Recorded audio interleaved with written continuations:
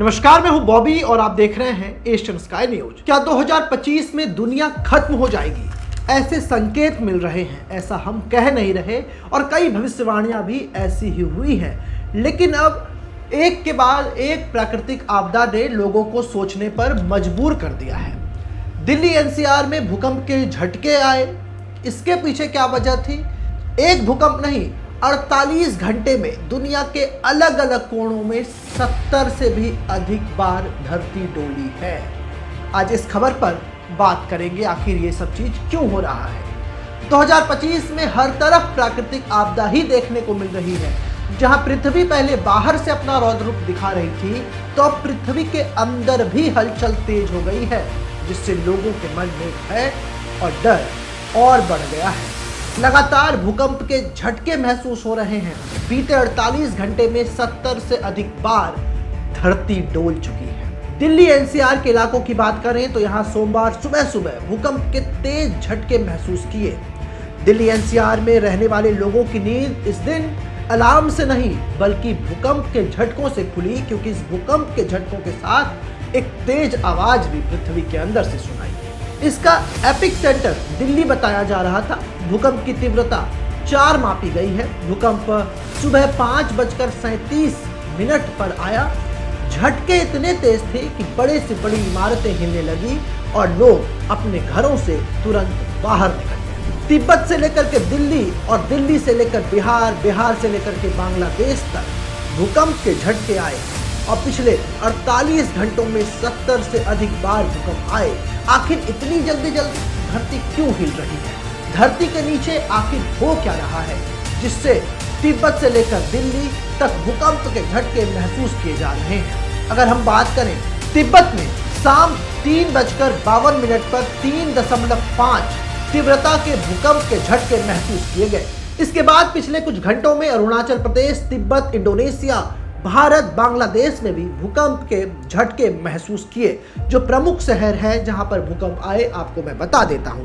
बांग्लादेश में ये भूकंप के झटके 17 फरवरी को सुबह 8:54 पर देखे गए। इसकी तीव्रता 3.5 थी और गहराई धरती के महज 10 किलोमीटर अंदर था। वहीं बिहार के सिवान में 17 फरवरी को सुबह 8:02 पर भूकंप के झटके महसूस हुए। इसकी तीव्रता रिक्टर स्केल पर 4 थी और ये धरती की गहराई से 10 किलोमीटर अंदर हुई। वहीं नई दिल्ली में 17 फरवरी को सुबह 5:36 पर तीव्रता 4 वाली भूकंप आया और इसका गहराई महज 4 किलोमीटर ही अंदर थी, यानी कि एक बड़ी तबाही ये ला सकता था। इसके अलावा इंडोनेशिया, बंगाल की खाड़ी में भी भूकंप के झटके महसूस किए और तिब्बत में तो एक के बाद एक कई भूकंप आए, जिसमें 16 फरवरी को दोपहर 11:59, तिब्बत में ही 16 फरवरी को सुबह 9:58, तिब्बत में ही 16 फरवरी को सुबह 8:59, वहीं तिब्बत में ही 16 फरवरी को सुबह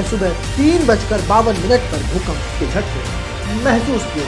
लगातार झटके से लोगों के अंदर एक डर का भी माहौल है और लोग ये भी सोचने को मजबूर हैं, आखिर भूगर्भ में ऐसा क्यों हो रहा है कि जो बार बार धरती हिल रही है? क्या ये कुछ संकेत दे रही है या फिर प्रकृति एक बड़ी आपदा, एक बड़ी त्रासदी लाने वाली है? लोग जो हैं अब दहशत में हैं। इसके अलावा अगर हम बात करें, अरुणाचल प्रदेश के पश्चिमी कामेंग में 16 फरवरी को सुबह 5:42 पर भूकंप के झटके महसूस किए गए। हालांकि ये झटके इतने तेज नहीं थे। भूकंप की तीव्रता 2.8 थी।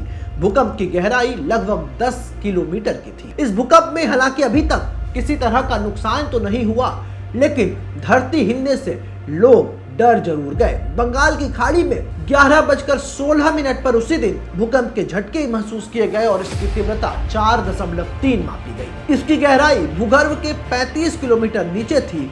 वहीं दिल्ली में भी भूकंप के झटकों ने लोगों को सोचने पर मजबूर कर दिया। हालांकि गहराई कम होने और केंद्र दिल्ली में होने के कारण दिल्ली एनसीआर में ये झटके तेज महसूस किए गए। वहीं हिमाचल प्रदेश में 3 दिन के भीतर दूसरी बार भूकंप के झटके लगे हैं। अगर हिमाचल की बात करें तो मंडी में मंगलवार दोपहर भूकंप के झटके से धरती हिल गई। भूकंप की तीव्रता रिक्टर स्केल पर 3.3 रही। भूकंप के झटके दोपहर 12:01 पर कुछ सेकंड तक महसूस किए गए। इसका असर मंडी जिले से सटे इलाकों में भी महसूस किया गया।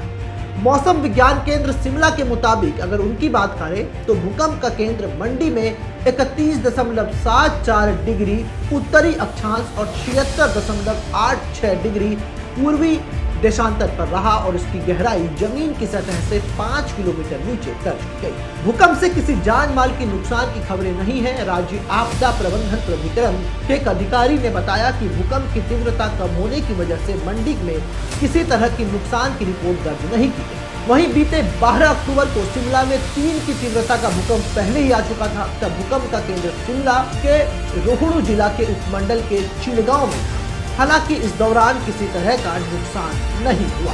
भूवैज्ञानिक बताते हैं कि दिल्ली हिमालय के करीब स्थित है। हिमालय के करीब होने के कारण दिल्ली एक भूकंपीय क्षेत्र माना जाता है।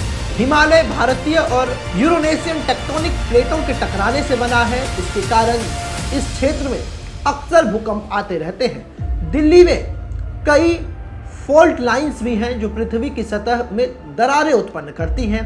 अब इन रेखाओं के साथ तनाव जमा होता है जो भूकंप के रूप में आता है। दिल्ली में आया भूकंप इन भ्रंश रेखाओं में आया तनाव ही हो सकता है। इसके अलावा दिल्ली की मिट्टी रेतीली है जो भूकंप के दौरान अस्थिर हो सकती है। इससे खास तौर पर इमारतों को नुकसान होता है।